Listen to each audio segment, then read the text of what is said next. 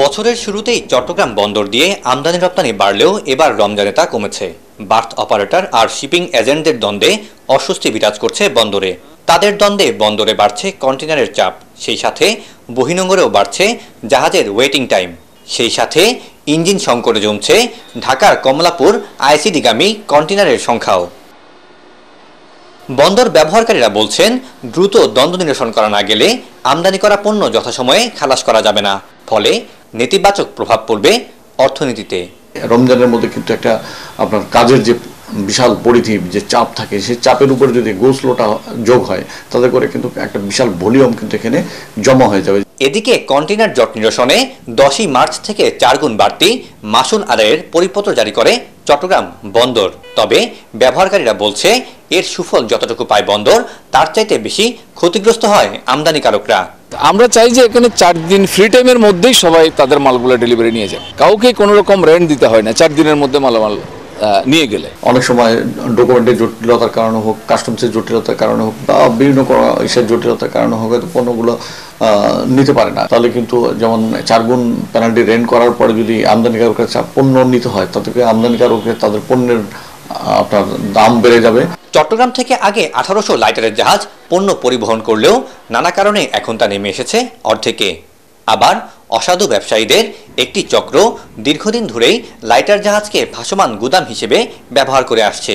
এবার তাই এই চক্রকে ধরতে অভিযান নেমেছে চট্টগ্রাম বন্দর, নৌ অধিদপ্তর ও কোস্টগার্ড। বাংলাদেশ কোস্টগার্ডের আওতাধীন কোনো এলাকাতেই যাতে কেউ এই ধরনের ভাসমান গুদাম তৈরি করতে না পারে, বিশেষত লাইটার জাহাজগুলো যাতে খাদ্যপণ্য এবং ভোগ্যপণ্য নিয়ে যেতে পারে, সেটা নিশ্চয়তা বিধান করছে। বন্দরের হিসেব বলছে, গেল বৃহস্পতিবার চট্টগ্রাম বন্দরে কন্টেইনার ছিল 29,478টি। একই সময়ে বেসরকারি অবডকগুলোতে ছিল 15,637 কন্টেইনার। কক্সবাজারে ঈদগাঁও উপজেলায় বৈষম্য বিরোধী ছাত্র আন্দোলনের সমন্বয়ক সাইদুল হুদার বাড়িতে হামলার ঘটনায় তার বাবা হাবিবুল হুদা নিহত হয়েছে। এই সময় আহত হয়েছেন পরিবারটির আরও 3 সদস্য। ভুক্তভোগীরা পরিবারের অভিযোগ, ইসলামাবাদ ইউনিয়নের সাবেক চেয়ারম্যান ও উপজেলা আওয়ামী লীগ নেতা আব্দুর রাজ্জাকের নেতৃত্বে এই হামলা ও গুলির ঘটনা ঘটেছে। আব্দুর রাজ্জাককে পুলিশে ধরিয়ে দেওয়ার সন্দেহ থেকেই এই হত্যাকাণ্ডের সূত্রপাত বলে তাদের ধারণা।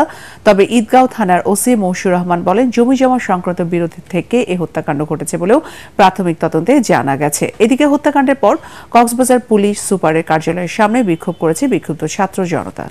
সঠিক প্যাড আর সঠিক তথ্য দিয়ে এসব সামলে নিব এক হয়ে। Monalisa sanitary napkin. শিশুদের রাতকানা রোগ ও অন্ধত্ব দূরীকরণে সারা দেশে শুরু হয়েছে জাতীয় vitamin A plus campaign.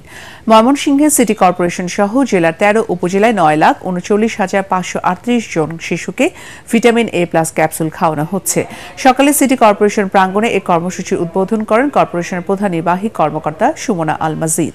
Civil surgeon doctor Saiful Islam জানান, কর্মসূচি চলাকালে 6 থেকে 11 মাস বয়সী 92,728 জন শিশুকে একটি করে নীল রঙের এ ক্যাপসুল এবং 12 থেকে 59 মাস বয়সী 7,77,878 জন শিশুকে একটি করে লাল রঙের ক্যাপসুল খাওয়ানো হবে।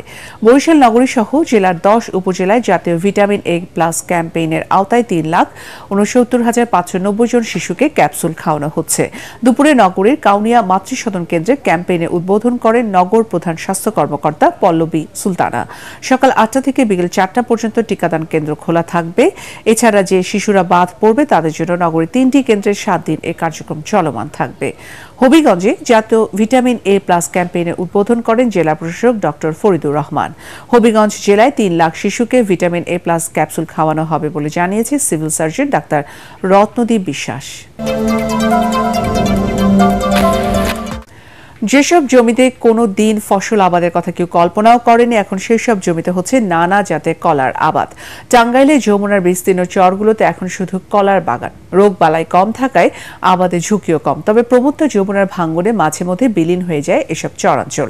চলতি মৌসুমে টাঙ্গাইলে প্রায় 4,900 হেক্টর জমিতে কলার আবাদ হয়েছে। উৎপাদন হবে 1,30,200 মেট্রিক টন কলা।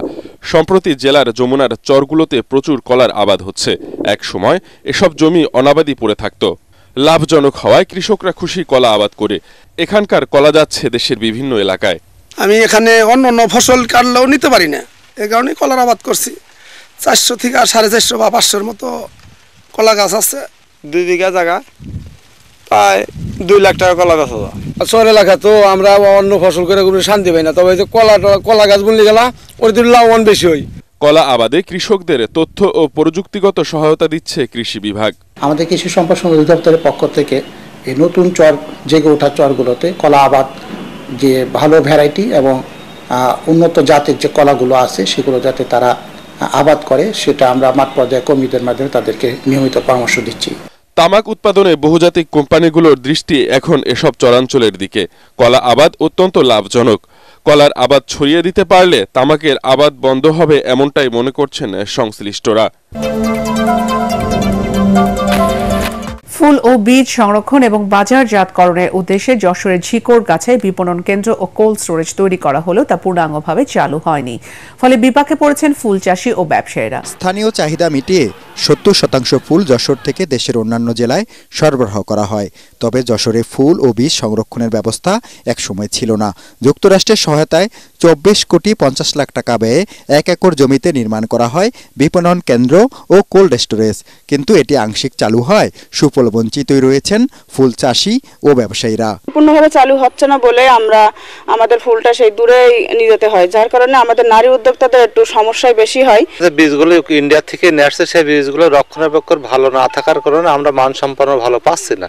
তা আমরা সরকারের কাছে আবেদন আকুল জানাচ্ছি কোল্ড স্টোরটা সুন্দররূপে চালু করতে। ফুল থেকে বিকল্প অনেক পণ্য তৈরি করা যায়, যেমন ফ্রেশিয়ার, সাবান, আগরবাতি, ডাইংয়ের মাধ্যমে কাপড় কালার করে বাটিক, এই সমস্ত কার্যক্রমগুলো আসলে এখানে করার সুযোগ আছে। জেলা প্রশাসক জানান কেন্দ্রটির ব্যবস্থাপনা একটি জটিল ও কারিগরি বিষয়, তাই বিএডিসির মাধ্যমে এটি পূর্ণাঙ্গ রূপে চালুর আশ্বাস দেন তিনি। কৃষি মন্ত্রণালয় থেকে জেলা প্রশাসক বরাবর এইরকম একটা আমরা চিঠি পেয়েছি, তো আমরা তাদেরকে যে একটা এগ্রিমেন্ট করার কথা সেই এগ্রিমেন্টটা আমরা বলেছি, সেই এগ্রিমেন্টটা তৈরি হয়ে গেলে কৃষকদের স্বার্থে যেটা ভালো ব্যবস্থাপনা হয় সেভাবে আমরা সেটা বিএডিসির কাছে সেটা ব্যবস্থাপনার জন্য আমরা অপেক্ষায় আছি। ফুল কেন্দ্রটি পুরোপুরি চালু হলে যশোরের ফুল আন্তর্জাতিক বাজার ধরতে পারবে বলে আশা করছেন ব্যবসায়ীরা।